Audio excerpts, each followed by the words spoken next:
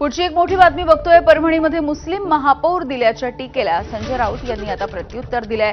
दैनिक सामनाच्या अग्रलेखामधून संजय राऊत यांनी हे प्रत्युत्तर दिलेलं आहे। परधर्मीयांनी मराठीचा झेंडा फडकवणं हे स्वागतार्ह असल्याचं त्यांनी लिहिलंय। तर जगात जर्मनी, भारतात परभणी असा उल्लेख देखील या दैनिक सामनाच्या अग्रलेखामधून करण्यात आला आहे।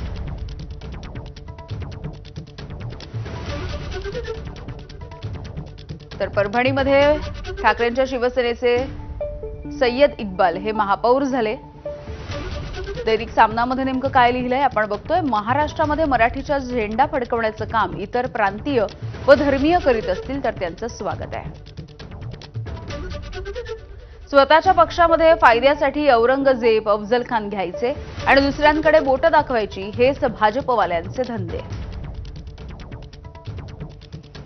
जालियनवाला बाग हत्याकांड घडलं तेव्हा 76 मुस्लिमांच्या छातीवरती गोळ्या चालवल्या गेल्या होत्या। ज्यांनी आयुष्यभर थडगी आणि कबरींचं राजकारण केलं त्यांना ही राष्ट्रभक्ती काय समजणार। परभणीमध्ये सय्यद इक्बाल हे महापौर झाले, हा राष्ट्रवादाचा गौरव आहे असाही उल्लेख सामनाच्या आजच्या अग्रलेखामधून करण्यात आलाय।